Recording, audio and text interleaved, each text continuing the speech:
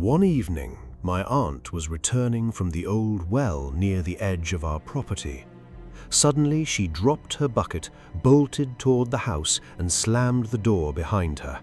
She was breathing so hard she couldn't speak, and her boots were literally shredded from the gravel path.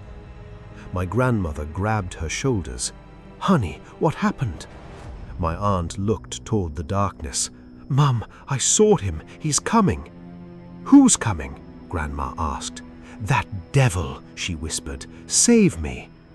Within 30 minutes, a heavy, oppressive dread settled over her.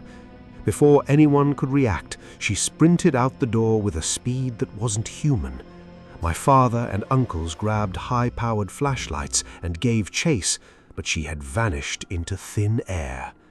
We searched the perimeter until we found her torn dress snagged on a briar bush in the deep woods behind the house. We knew then this wasn't a kidnapping, this was something supernatural. To the listeners of Ghost.com, welcome back. I hope you're all doing well. This story was sent in by a listener who wishes to remain anonymous. It takes place in a secluded part of rural America. The story begins years ago when my aunt was just a teenager. Our house sat between a state highway and a wide, deep river. Behind the house were two thick, ancient groves of trees that led into miles of abandoned cornfields. Those woods were notorious. In our town, local sin-eaters or mountain doctors would take possessed people there for cleansing rituals. People were warned to stay away during these rites because of the unclean spirits that would wander the brush.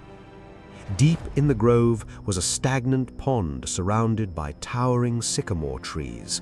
Local legend said a dark entity lived there. Every few months, the water would change to an oily, blood-red color. Even at high noon, nobody stepped foot in those woods. One spring afternoon, my aunt and two friends were playing near that pond. They found some souvenirs left behind from a recent ritual, discarded clothes, broken pottery, and an old wooden stool. They played with these items all day. By sunset, all three kids had come down with a violent, bone-shaking fever. The neighbor boy started talking in tongues that night. Since the nearest hospital was a long drive through the mountains, the families waited until morning. The fever broke, and everyone assumed it was just a virus, but my aunt was never the same.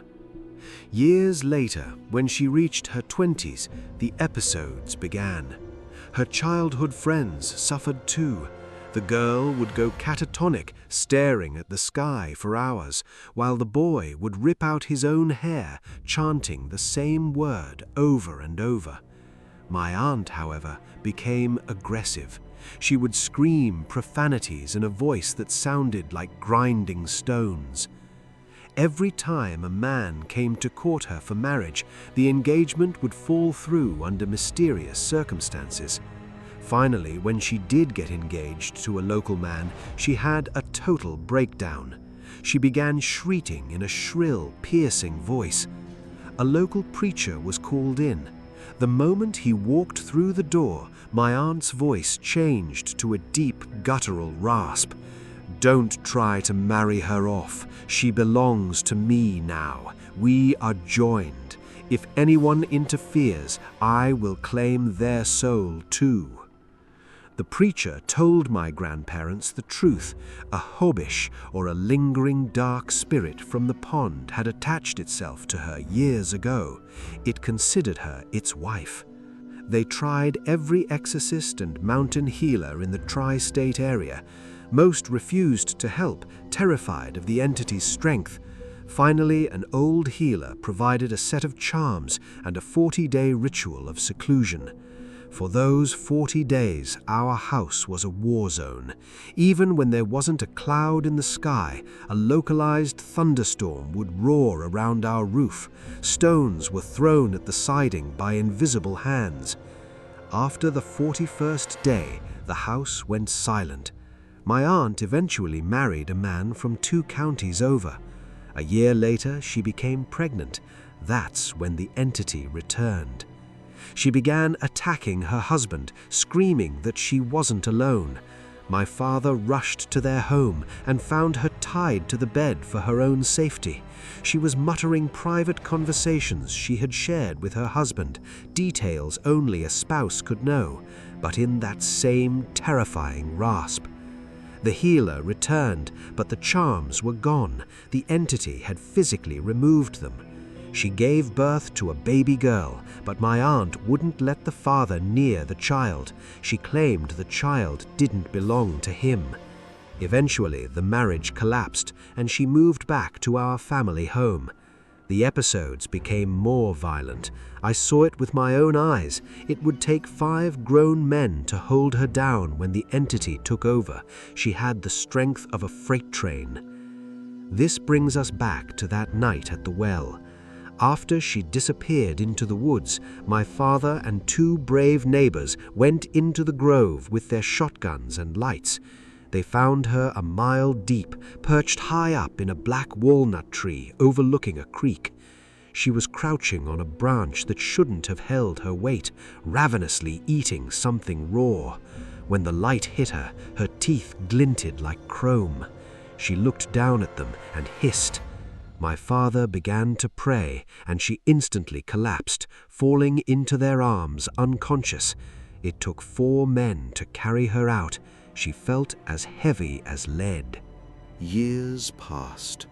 After her daughter grew up, my aunt tried to reclaim her life and married a second time. The entity tried to wither her away. She stopped eating and became skin and bones.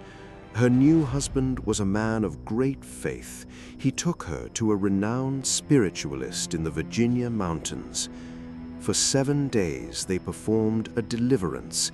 They said the entity was a high-ranking demonic spirit.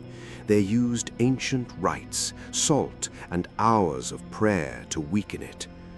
After the final night, my aunt woke up with her body covered in deep scratches, as if she had been in a cage with a mountain lion. Slowly she recovered. Her health returned, and she had a son who was perfectly healthy. The entity was finally banished, though the shadow of those years never truly left. Her husband passed away 2 years ago, and she still struggles with her health today. Please keep my aunt in your prayers. This world is far stranger than we care to admit.